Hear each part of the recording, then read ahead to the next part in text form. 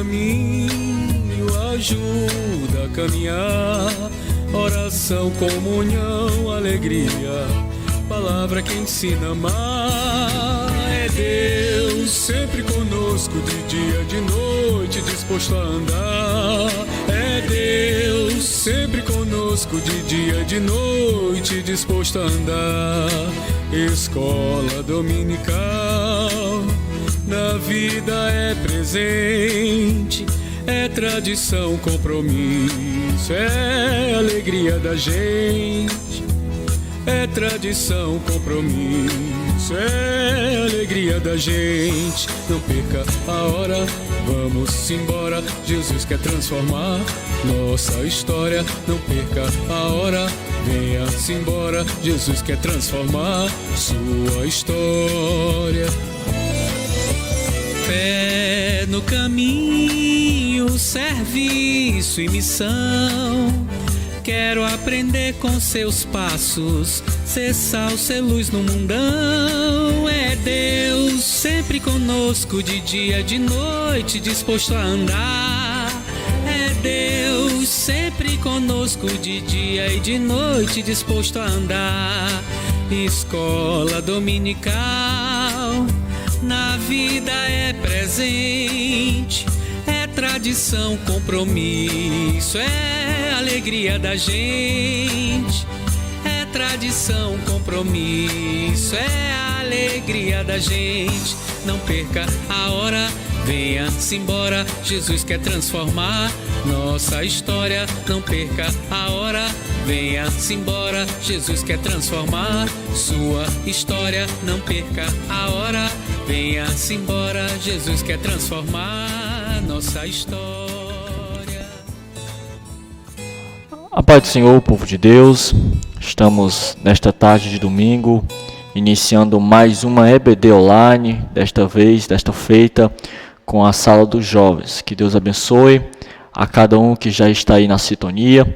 Quero pedir que, se você puder e quiser, compartilhe essa transmissão com seus amigos, marque alguém nos comentários, registre uma foto e manda para a gente saber que você está assistindo esta EBD e está aí ligadinho. Que Deus abençoe a sua vida, que Deus abençoe a sua família, em nome de Jesus. E antes de iniciarmos dentro da lição, eu quero fazer uma oração para agradecermos a Deus por mais este momento. Feche seus olhos aonde você está e ore comigo. Pai, Deus Santo, Deus misericordioso, nós te agradecemos por mais esta oportunidade que o Senhor nos dá, de mesmo de longe estar compartilhando um pouco da Tua Palavra, estar estudando um pouco, Senhor, da Tua Palavra. Muito obrigado, cada um que está assistindo e os outros que ainda vão assistir futuramente. Que Deus possa continuar abençoando, meu Deus, para que possamos guardar cada palavra que vai ser dita aqui, Senhor, no nosso coração, para levarmos de aprendizado e praticarmos. Em nome de Jesus, é isso que eu te peço e já te agradeço. Amém. Que Deus abençoe a cada jovem que está nos assistindo, cada jovem que faz parte da nossa igreja Assembleia de Deus Tempo Central, aqui em Santa Quitéria, pastoreada pelo pastor Wilson. Que Deus abençoe a cada um. E quero dizer que estamos com saudades, mas logo logo nós estaremos de volta, se Deus assim nos permitir. Nós estamos neste trimestre estudando a lição sobre tempo de conquistas, baseada no livro de Josué. E hoje a lição 10, datada de 7 de junho de 2020, que tem por tema as lutas dos hebreus no tempo da conquista. O texto do dia está em Salmos 44, versículo de número 3, que diz: pois não conquistaram a terra pela sua espada, nem o seu braço salvou, e sim a tua destra, e o teu braço e a luz da tua face, porquanto te agradar-te deles. A síntese diz: é Deus quem nos concede a vitória. É Ele quem nos livra das mãos dos nossos inimigos. Partindo agora para o texto bíblico está em Josué capítulo 10, versículos números 6 ao 8 e depois do 12 ao 14. Eu não vou ler para nós termos mais tempos, mas eu vou bem aqui na introdução, bem no comecinho da introdução. A lição vai nos dizer, nos capítulos 10, 11 e 12 do livro de Josué, que estudaremos nessa lição, são narradas as conquistas das cidades do sul e do norte da terra de Canaã. No capítulo 12 é feito um sumário das terras que Moisés deu às 2,5 tribos e os sucessos bélicos de Israel a leste do Jordão, Transjordana, sob o comando de Moisés, bem como as vitórias ao oeste do Jordão, sob a liderança de Josué. Nós vamos estudar hoje os 3 capítulos, capítulo 10, 11 e 12 do livro de Josué, claro que trazendo aplicação para as nossas vidas, o que é que a lição quer nos ensinar para os nossos dias, nós vamos aprender um pouco nesta tarde de domingo. O primeiro tópico diz os reinos do sul, baseado no capítulo 10 de Josué, e o primeiro subtópico diz os inimigos do sul. As notícias sobre as vitórias de Israel, bem como em face da aliança firmada com os heveus ou gibeonitas, ao invés de provocarem uma onda de arrependimento nos demais habitantes do sul, fez seus reis empreenderem um ataque à cidade dos gibeonitas. Como os israelitas e gibeonitas agora eram perante o Senhor povos amigos, Josué partiu imediatamente em socorro dos seus aliados. Passou a noite marchando e pela manhã, de surpresa, atacou os exércitos inimigos, derrotando-os. A gente viu em toda a história do livro de Josué e em todas as lições, as 9 lições passadas, que o povo de Israel foi um povo muito vitorioso, um povo que venceu coisas cidades, refúgios grandes que talvez ninguém imaginaria que seria destruído. Por exemplo, a cidade de Ai, por exemplo, a cidade de Jericó, por exemplo, a passagem do Jordão, os muros de Jericó, quando eles caíram. O povo de Israel viveu uma época de muitos milagres de Deus. E agora, as nações inimigas, em vez de se arrepender e não querer mais atacar Israel, parece que quanto mais eles ouviam falar que o povo de Israel era vencedor, mais eles queriam lutar. Mesmo sabendo de tudo isso, eles se uniram para derrotar o povo de Israel. O reino do sul, os inimigos do sul se aliaram, se juntaram e foram atacar a cidade de Gibeão. Como nós vimos na aula passada com o professor Xande Martins, nós vimos que o povo de Israel, por intermédio de Josué, fez uma aliança com os gibeonitas, uma aliança um pacto de proteção. E sabendo disso, alguns reis se juntaram. O rei de Jerusalém, chamado Adonizedeque, se junta com outros reis para invadir a cidade de Gibeão. Quando os gibeonitas souberam dessa história, contaram para Josué, e logo eles se lembraram da aliança e Josué foi proteger. A primeira lição que nós aprendemos aqui é que o juízo de Deus ele vem para arrependimento. Nós sabemos que o nosso Deus ele tem muitos tributos, e um desses tributos é amor, mas ele também é justiça. E quando ele traz juízo sobre alguma nação, é para aquela nação se arrepender. Mas parece que não estava servindo muito aquele juízo que Deus estava trazendo para as nações, porque o povo ainda estava querendo atacar a cidade de Israel. Mas o povo de Israel, eles não lutavam eles não ganhavam a luta, eles não venciam a guerra pelo poder da espada, pelo poder dos cavalos, pelo poder do seu exército, mas pelo poder de Deus. E é isso que a gente vai ver agora no segundo subponto, que diz que Deus luta por Israel. A guerra em defesa dos gibeonitas foi algo marcante para todas as gerações. No primeiro instante, Deus animou a Josué, que, cheio de fé, viu Deus agir de maneira extraordinária, conturbando os inimigos, e após enviando uma tormentosa chuva de granizo sobre os que fugiam, matando milhares. Por fim, o Altíssimo fez os movimentos do sistema solar entrarem em pane, e o sol brilhou por quase um dia inteiro sobre o campo de batalha. Ouvindo o Senhor, assim a voz de um homem. Olha que interessante. A Bíblia vai dizer que Josué, quando vai atacar aquele povo que estão atacando os gibeonitas, o Senhor anima Josué e de repente Deus envia uma grande tormentosa chuva de granizo. Primeiro Deus confundiu os inimigos e depois ele manda uma chuva de granizo sobre os inimigos. E ainda para acabar, para fechar com chave de ouro, como diz o ditado popular que a gente conhece, o Senhor ele fez o sistema solar entrar em pane e o sol parou por um dia. O sol brilhou por quase um dia inteiro sobre o campo de batalha. Tudo isso só para ouvir a voz de um homem. Deixa eu lhe dizer algo nesta tarde de domingo. O inimigo, ele não tem medo das roupas que nós vestimos. O inimigo não tem medo das palavras bonitas que nós dizemos. Não, mas o inimigo, ele teme um crente que ora. Porque um crente que ora é prejuízo para o inferno. Um crente que ora, ele é vencedor. Um crente que ora, ele não perde batalha. E a Bíblia vai dizer em Tiago, capítulo de número 5, versículo de número 16, que a oração de um justo pode muito em seus efeitos. Josué era um homem como eu e você, mas quando ele orou, o sol parou. Eu quero nesta tarde te dizer que diante da situação que nós estamos vivendo, ou diante da situação que você está vivendo individualmente falando, eu quero dizer que a oração ainda tem poder para resolver as causas impossíveis. Entregue a Deus e Ele fará o milagre na sua vida, mas é por intermédio da oração.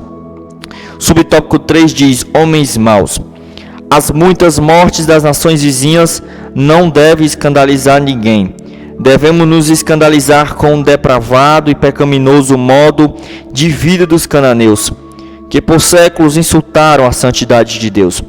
No Apocalipse, antes de desatar os selos, derramar as taças e tocar as trombetas da sua justiça sobre a terra, João viu o arco celeste ao redor do trono como sinal de sua misericórdia. Os homens, sejam maus como forem, e todos nós somos, o que varia a medida de nossa maldade, antes de serem objetos da sua santa ira, são agraciados com uma oportunidade de arrependimento. Deus estava dando àquelas nações a última oportunidade, mas eles a rejeitaram, por isso lhes sobrevieram a destruição.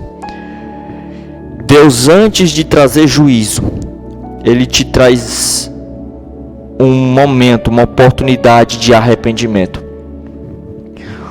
Por isso que Deus, Ele é amor e Ele também é justiça. Para quem não recebe Ele como amor, tem que o receber como justiça. E tudo aquilo que o Senhor estava fazendo por intermédio do povo de Israel, o povo de Israel tendo vitória, era para que as nações se arrependessem, voltassem e não fossem atacar a Israel. Porque como diz em Gênesis capítulo 15 e versículo de número 16, a Bíblia vai dizer que a taça, ou melhor dizendo, da ira de Deus estava se enchendo contra os cananeus. No capítulo 15, versículo 16 de Gênesis vai dizer: e a quarta geração tornará para cá, porque a medida da justiça dos amorreus não está ainda cheia. Tudo aquilo não era para trazer escândalo para o povo de Israel. Tudo aquilo não era para escandalizar. Porque o que escandaliza não é a morte daqueles homens, mas o que escandaliza era o modo pecaminoso a qual eles viviam. E Deus, Ele sempre, antes de nos corrigir, Ele dá-nos uma oportunidade de arrependimento. Mas, dependendo das nossas escolhas, nós teremos sérias consequências. É por isso que nós devemos pensar 2 vezes antes de tomar qualquer atitude. E é como diz a célebre frase, que já foi usada muitas vezes: em meu lugar, em seu lugar, o que Jesus faria? Então, nós devemos tomar nossas atitudes pensando, porque a Bíblia diz que não há no mundo um justo sequer. Romanos 3:23 diz que todos pecaram e destituídos, afastados estão da glória de Deus. Romanos 6:23 diz que o salário do pecado é a morte, mas o dom gratuito de Deus, Ele é a vida eterna. E o salário de todos os pecados que esses homens cometeram foi a morte deles, foi a morte dos cananeus. Então, entre a vida e a morte, escolha, pois, a vida. Segundo ponto, os reinos do norte. No primeiro ponto, nós aprendemos os reinos do sul, baseado no que está escrito em Josué, capítulo 10. Agora, no segundo ponto, nós vamos para o capítulo 11 de Josué, que é os reinos do norte. Deus reúne os inimigos do norte. Se a confederação sulista tinha muita gente, a do norte reuniu um grupo de maior ainda. O historiador judeu Flávio Joséfo alude que eram 300 mil homens na infantaria, 10 mil cavalos e 20 mil carros de guerra. A Bíblia vai dizer que esse número é tão grande, ou melhor, Flávio Joséfo vai dizer que esse número é tão grande que dava para se comparar aos grãos de areia na praia do mar. Os israelitas tiveram receio, e quem não teria? Ao que o Senhor disse, não temais diante dele. Depois de dizer aos hebreus que não tivesse medo, Deus marcou a hora da vitória. Amanhã, a esta mesma hora, eu os darei todos feridos diante dos filhos de Israel. Olha que algo interessante que o Senhor diz. Amanhã, a esta mesma hora, tudo tem seu tempo. Há um tempo para todas as coisas. Há um tempo de nós passarmos por luta, mas há tempo de nossa vitória. Eclesiastes 3 diz que há tempo de chorar, mas há tempo de sorrir. Há tempo de plantar, há tempo de colher. Há tempo para todas as coisas.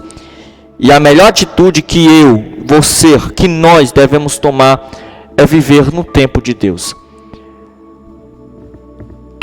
Tudo que nós formos fazer tem que ser no tempo de Deus. Muitas vezes nós, por ser humanos, quantas vezes nós queremos tomar atitude que era para Deus tomar? Ou melhor dizendo, nós queremos resolver o que é para Deus resolver, porque nós queremos no nosso tempo. Mas não é assim. Quando nós vivemos no tempo de Deus, nós temos que ficar tranquilo, porque Ele não manda a bênção fora do lugar certo, fora do momento certo. O professor e pastor Aguinaldo Betti, que é um comentarista da escola dominical, ele tem uma frase que diz que bênção só é bênção se for no tempo de Deus. Se não for no tempo de Deus, não é bênção. Então, o Senhor estava marcando a hora da vitória do povo de Israel. Eu quero dizer algo nesta tarde para você que está nos ouvindo aí, nesta tarde de domingo. Eu quero te dizer que Deus já tem a hora certa de entregar a tua vitória. Nós estamos passando agora por uma fase muito difícil, por um momento muito difícil, por um processo muito difícil. Mas eu quero dizer em nome de Jesus, pela autoridade da palavra de Deus, que está chegando a hora de nós cantarmos o hino da vitória e dizer que o Senhor foi bom conosco. Segundo subponto, as armas da nossa milícia não são carnais. Na conquista da terra de Canaã, é comum a expressão feriram ao fio da espada. Ou seja, os homens tiveram que ser fortes e corajosos para batalharem contra os inimigos, tendo como principal instrumento de ataque uma espada forjada em bronze, a qual media entre 25 centímetros e 30 centímetros. O segredo da vitória deles era o Senhor, e as nações sabiam disso. É bom lembrar que Israel usava lança, arcos, fundas, dardos, mas nada disso poderia ser comparado ao arsenal bélico dos cananeus. Os espias enviados por Moisés décadas antes observaram esses detalhes. Além da estatura dos inimigos e cidades fortificadas, e por isso retroagiram.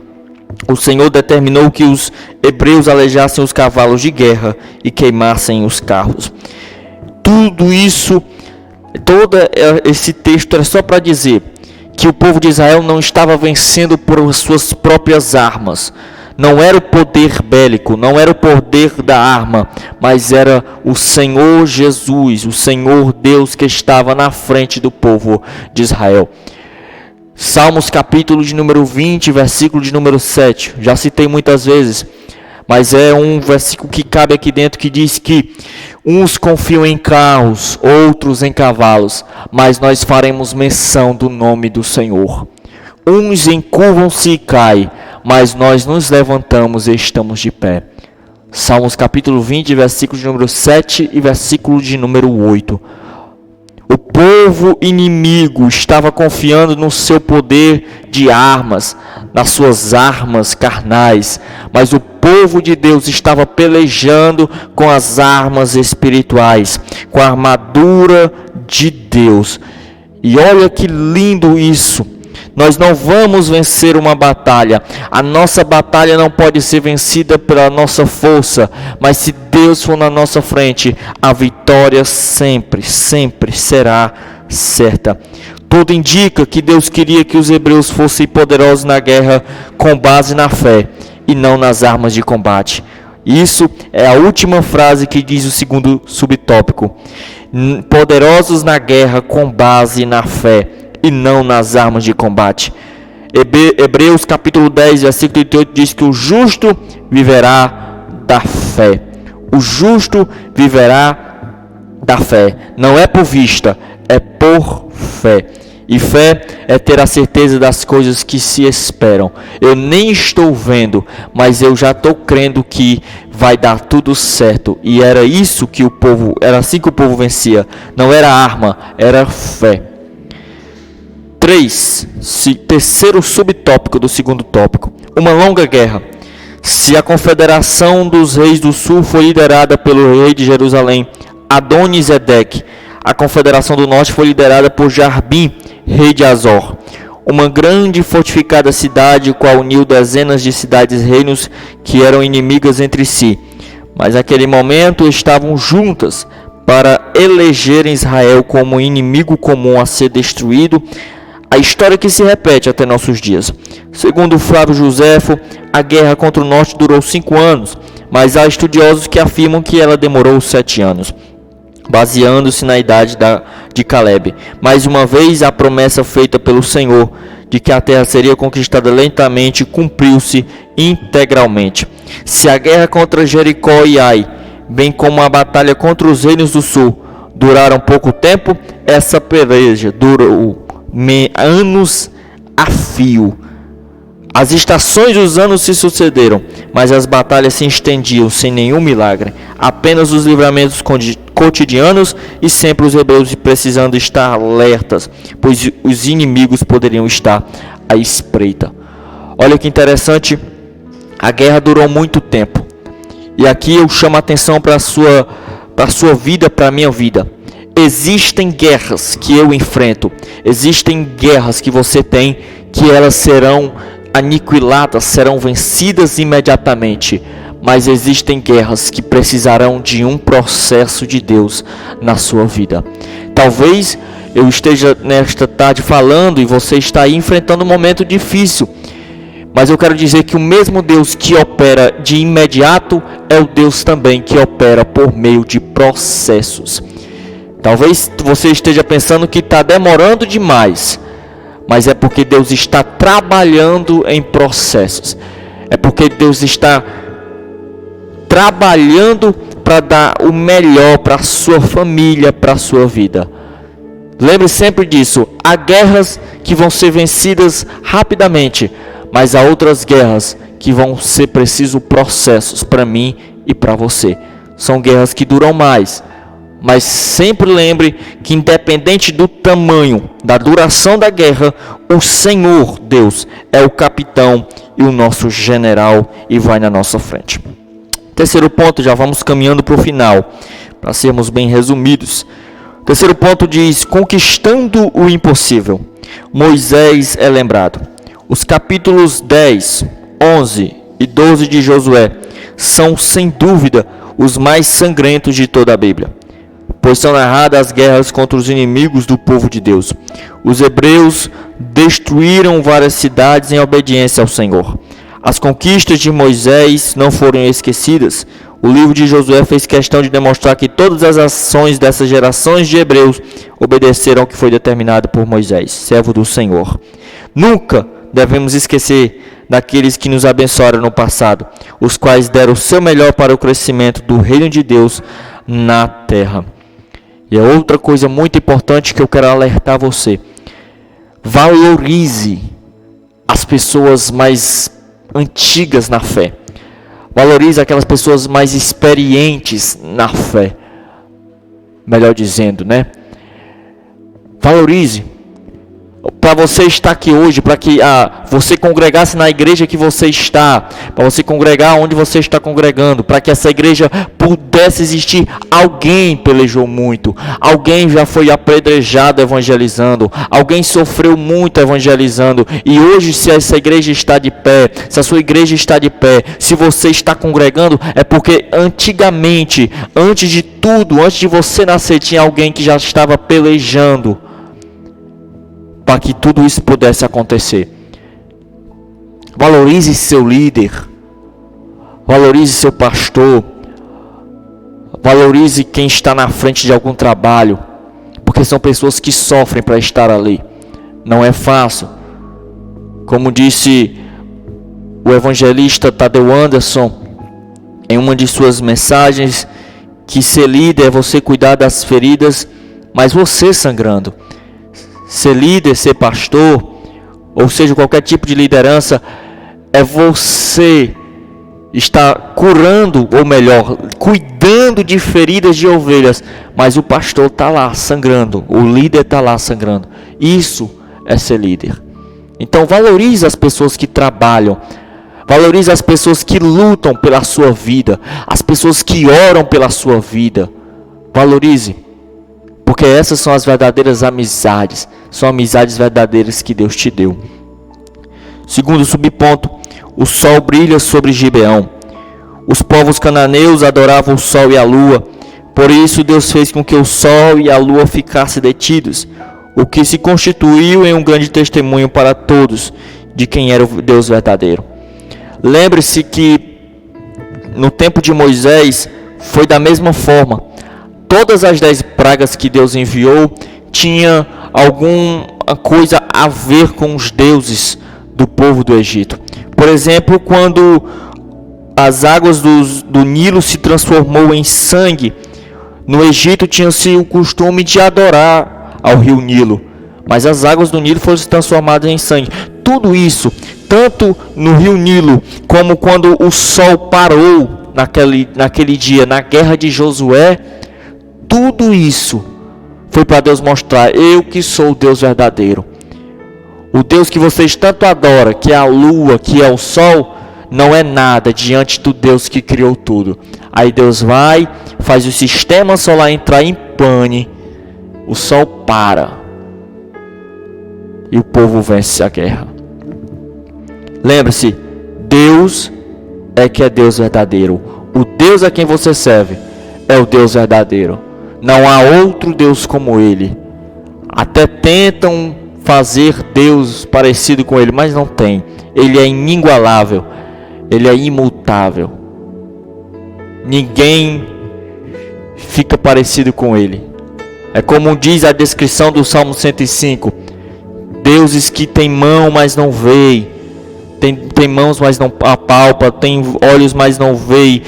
E ouvidos, mas não ouvem, mas o seu Deus tem ouvido e ouve, tem mão e está com a sua mão estendida sobre a sua vida, tem boca e fala com o seu povo. Ele é Deus, o Deus verdadeiro. Terceiro subponto, Josué fere 31 reis.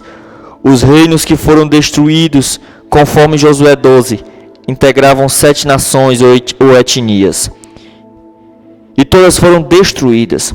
Esse povo era considerado cananeus por serem descendentes de Cã, filho de Noé, e habitarem na terra a oeste do Jordão, Canaã. Somente Deus, em seu grande poder e misericórdia, poderia em tão pouco tempo fazer com que uma nação de ex-escravos, lembre-se disso, o povo de Israel era ex-escravo, conquistasse uma terra excelente habitada há muitos séculos, por povos mais fortes do que ele. E aqui, encerrando já esses pontos, eu quero dizer que, independente do tamanho da sua guerra, ou a guerra, ou o momento que você esteja enfrentando, o seu Deus é maior. Você já ouviu muitas vezes alguém dizendo que seu Deus é maior, mas eu quero mais uma vez salientar para você que em meio à sua guerra, Deus é maior. Que em meio ao seu momento difícil, Deus é maior. Em meio à crise que nós estamos vivendo, Deus é maior. Em meio ao sofrimento, Deus é maior. Maior do que tudo e maior do que todos. E assim eu encerro nesta tarde. Que você possa ter tirado algum aprendizado. Se você tiver tirado algum aprendizado, anota aí e guarde no seu coração tudo que foi colocado aqui nesta tarde. O seu Deus é o Senhor dos exércitos e é Deus de guerra. Que Deus abençoe a sua vida. Já quero encerrar aqui nesta tarde, já te convidando para daqui a pouco, a partir das 18h30, nós estaremos no nosso culto de jovens abençoado. Eu creio que vai ser uma bênção, viu? Se eu fosse você, eu não perdia por nada e já começava aí a compartilhar essa transmissão, já começava a mandar o link aí para todo mundo poder assistir, porque vai ser uma bênção em nome de Jesus. Deus tem uma palavra para o nosso coração. Que Deus abençoe a sua vida em nome de Jesus, e obrigado por ter assistido, e vamos fazer uma oração para encerrar e entregar tudo a Deus. Senhor Deus, Pai que habita mais altos céus, neste momento eu quero ser grato. Senhor, foram poucos minutos, mas eu sei que o Senhor falou nesta tarde com os nossos corações. Que o Senhor nunca deixe, Senhor, nós sozinhos em meio a uma guerra. E que o Senhor possa sempre estar conosco, vencendo a guerra por nós. Eu sei que o Senhor Deus é maior do que esse momento que nós estamos vivendo. Eu sei que o Senhor pode tudo, Senhor. Quando o Senhor estende a mão, não há um mal que fique, porque a tua mão é poderosa. Em nome de Jesus, Pai, continua conosco. É isso que eu te peço e já te agradeço em teu santo e poderoso nome. Que Deus abençoe você e sua família. Fique na paz do Senhor.